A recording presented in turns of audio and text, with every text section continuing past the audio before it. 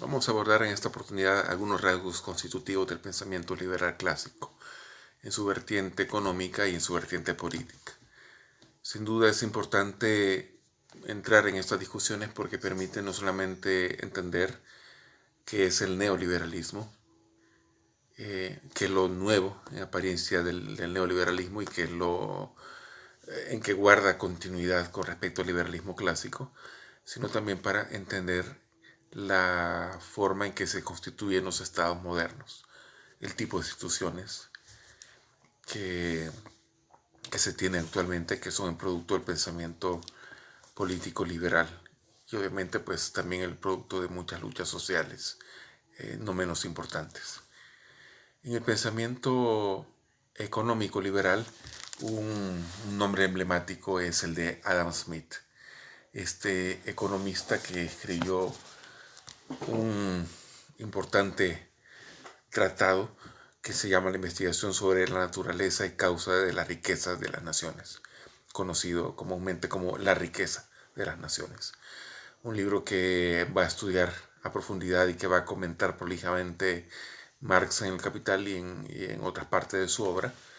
Eh, en, este, en este libro, como en el conjunto del pensamiento de Adam Smith, se plantean los elementos que van a caracterizar el pensamiento económico liberal. ¿De dónde viene esto de liberal? ¿De dónde viene esto de liberalismo? Liberal, bueno, es una palabra que sin lugar a dudas lo que nos trae a la mente es ser libre, la libertad, ¿no? Pero ¿qué tipo de libertad? ¿O una libertad para qué? La libertad que ansían los burgueses, los miembros de la nueva clase social en ascenso en la Europa que está en pugna con el antiguo régimen, ¿no? con el régimen feudal, que es un régimen donde la autoridad está centralizada o bien en el rey, en la figura del rey, en los nobles, en el ámbito político y en el ámbito también espiritual centralizada en las instituciones eclesiales que también tienen una injerencia muy fuerte en la vida cotidiana y en la vida social y pública en la Edad Media.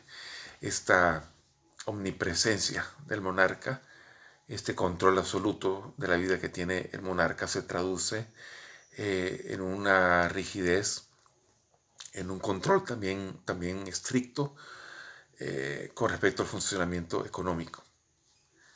Es impensable para este momento hablar de una empresa privada, de una libre empresa, ¿verdad? Como dicen los liberales o los neoliberales de ahora, porque el Estado tiene una serie de controles muy rígidos sobre toda la actividad económica. Impuestos, medidas de control sobre el comercio, etcétera, una serie de elementos que resultan una traba para algo que es característico del capitalismo naciente y que no es otra cosa que su necesidad de, de ampliar los mercados, de buscar nuevas formas de crear capital, como lo dice Marx y Engels en el Manifiesto Comunista de 1848, esta necesidad de abrirse paso por encima de la frontera, de las antiguas limitaciones, ¿verdad? De las antiguas barreras para poder expandirse a nivel global, ¿no? A nivel planetario. Esto sencillamente es inconcebible en el antiguo régimen. Esto no puede ser. Entonces el liberalismo propugna esa libertad, la libertad de un sujeto, la libertad de un individuo, que no es otra cosa que el empresario, ¿verdad? O el capitalista. Es por lo tanto una visión basada en el individuo, una visión individualista, por encima de la colectividad, por encima de la sociedad. Y de ahí, bueno, toda esta cuestión muy característica del discurso liberal y que Marx va a desmentir esta idea de que, bueno, el capitalismo va a ser resultado del hecho de que en algún tiempo remoto hubo un puñado de individuos que eran trabajadores, que eran ahorrativos, que eran emprendedores y que lograron prosperar por encima de los que eran haraganes. A esto los pusieron a trabajar para ellos. El liberalismo económico se basa en la idea de darle completa libertad, de darle un terreno libre a la expansión del capital. Es la doctrina del dejar hacer, del dejar pasar. El Estado tiene que dejar hacer y dejar pasar.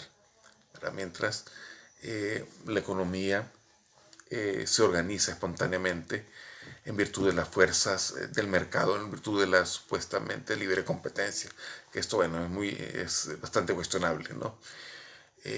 La idea muy característica de Adam Smith es que el funcionamiento económico ideal es la competencia sin ningún tipo de limitación, el mercado sin ningún tipo de regulación, más que, bueno, leyes o disposiciones del Estado para impedir los monopolios, por ejemplo, o algunas medidas sociales,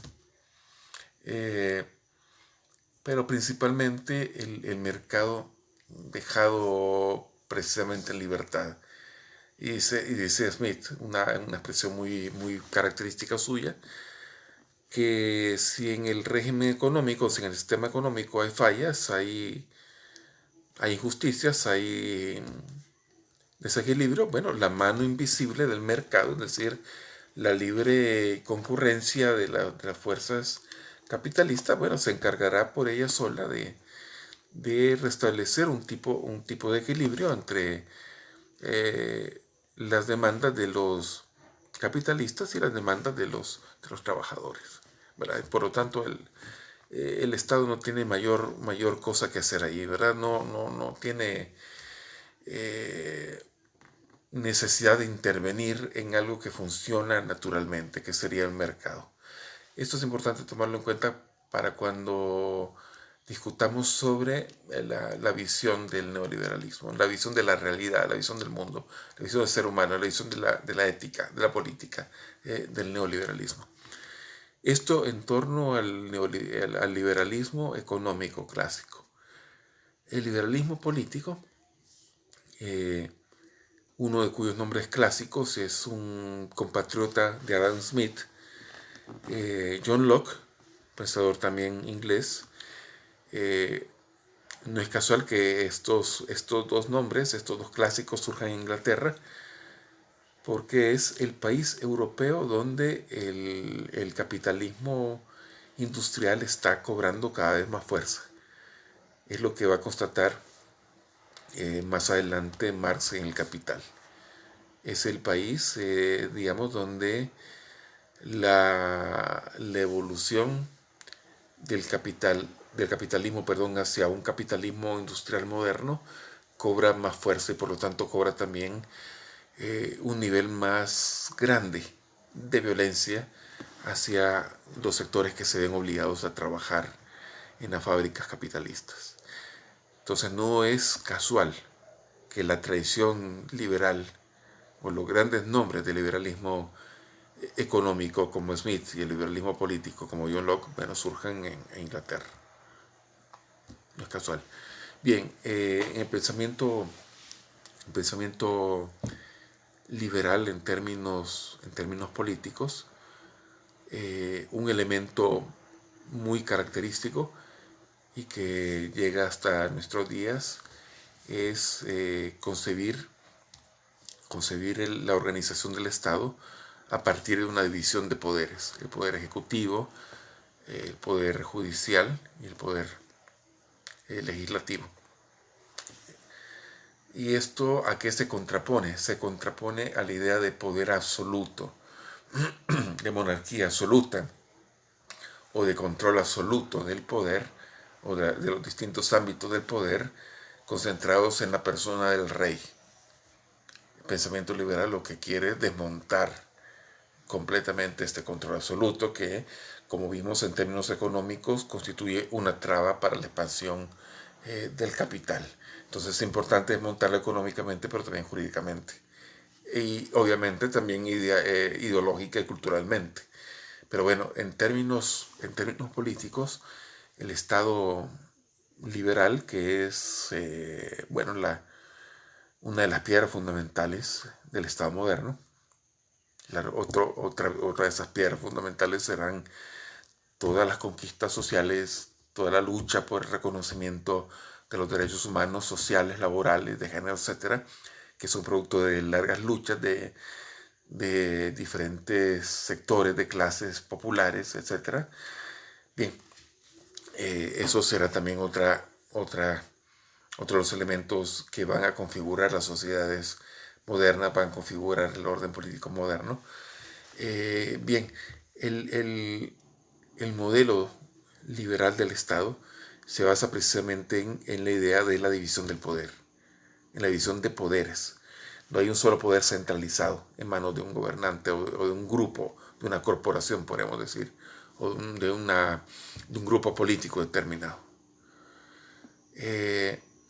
Sino más bien el poder se divide en diferentes instancias que tienen que coordinarse. De ahí, por ejemplo, que no solamente haya una división del poder, por ejemplo, el presidente de una nación puede ser, digamos, para ocupar una expresión muy característica, puede ocupar la primera magistratura de un estado, pero muy presidente de la república puede ser, pero no es el gobernante absoluto, sino que cualquier decisión política importante pasa también por las manos del Congreso, por las manos de la Asamblea, donde vamos a ver que desde la perspectiva de este nuevo orden, que fue también producto de muchas luchas, la Revolución Francesa, por ejemplo, esta representación en la Asamblea Legislativa o en el Parlamento, como querramos llamarle, y que esto varía de país a país, el Congreso, se da a partir de la participación electoral, a partir de la representación de diferentes sectores sociales. Y también está el órgano judicial que, bueno, también tiene un ordenamiento propio. Cada uno de estos ámbitos tiene una independencia con respecto a los demás, ¿verdad? Pero en ningún momento ninguno de estos órganos del Estado tiene el poder absoluto, ni tampoco tiene la facultad de intervenir en cosas que son competencia del otro poder del Estado, ¿no? Por ejemplo, la Corte Suprema de un país no puede intervenir en decisiones internas de la Asamblea Legislativa o el presidente, el jefe de gobierno, primer ministro, según sea la figura, el jefe de Estado o de gobierno, como quiera llamársele, no se puede entrometer en disposiciones que son propias del Parlamento, ¿no? o de la Asamblea Legislativa, etc. Entonces hay una independencia de poderes y hay una división de poderes. Estos son elementos fundamentales del liberalismo clásico, ¿verdad? El liberalismo en términos políticos, donde, al igual que el liberalismo económico, el peso recae sobre la figura del individuo. Ya no tanto como el liberalismo económico, como en la figura del empresario, sino desde el punto de vista del liberalismo político, y esto va a ser muy característico también del pensamiento moderno y llega hasta nuestros días, en la figura del ciudadano. El ciudadano que es reconocido como sujeto de derechos y es reconocido como el pilar fundamental y el sentido fundamental del quehacer del Estado. Estos puntos de vista del liberalismo político, bueno, a lo largo de la historia y también como producto de diferentes luchas, ¿verdad? Diferentes reivindicaciones van a sufrir transformaciones, ¿verdad? Ahora, por ejemplo, no podemos concebir la noción de ciudadanía vinculada solamente al individuo, ¿verdad? Ese individuo propio del liberalismo económico, liberalismo político, sino que el hecho de que cada uno de nosotros sea ciudadano nos sitúa ante el hecho de reconocernos como parte de una colectividad, como parte de una sociedad determinada, y por lo tanto la noción de ciudadanía va a combinar el ámbito de lo privado, de lo personal, con el ámbito de lo público. Estas son, entre otras cosas, algunos de estos elementos característicos de esa rica tradición de pensamiento económico y político que es el liberalismo.